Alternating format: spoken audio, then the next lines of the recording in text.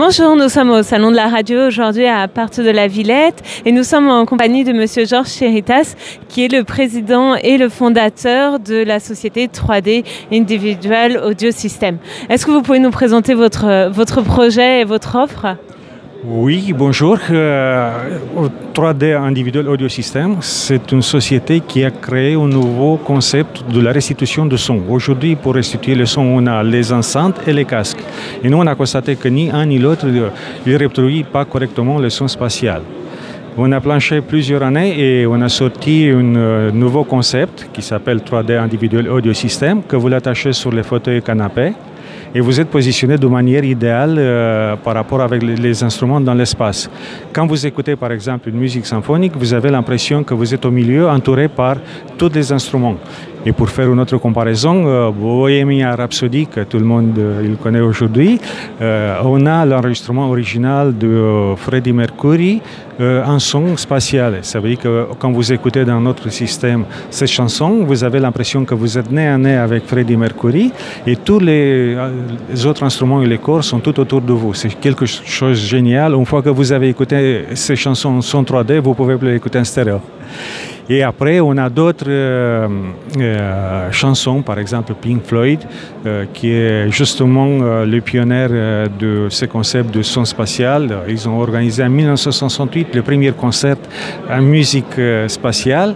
Et ils sont restés fidèles et on a des contenus musicaux faits par eux et d'autres enregistrements sur lesquels on travaille dans ces directions. Alors vous avez un visuel, une photo peut-être pour nous montrer à quoi ressemble la 3D.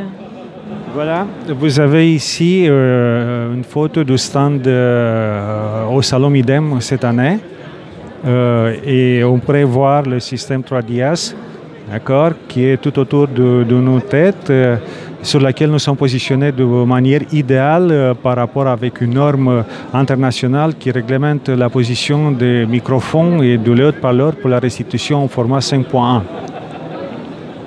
Vous me parliez aussi de formation tout à l'heure. On a, comme je vous avais dit déjà, des chansons classiques enregistrées en son spatial. Et qu'est-ce que nous, on a constaté? Qu'on n'a pas grand-chose au niveau de la musique contemporaine et des compositeurs contemporains.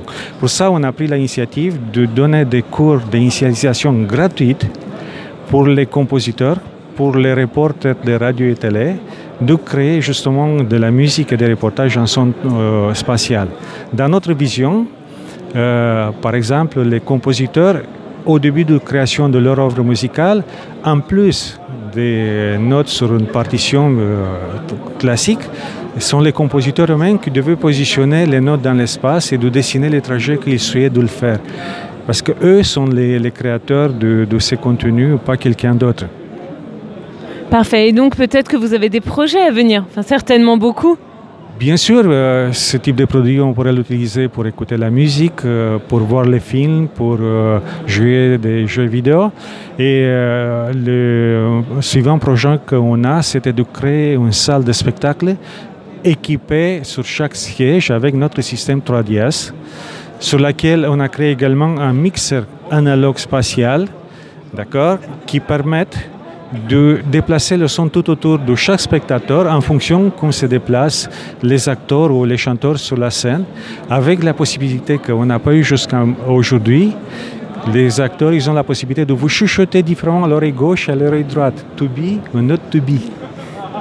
C'est quelque chose de formidable et une fois qu'on va réaliser ces projets, je vous invite d'écouter en première. Vous aviez un visuel justement sur la constitution d'une salle et la présentation des instruments. Est-ce que vous pouvez nous le montrer pour que justement nous puissions mieux comprendre l'effet de ce son 3D ?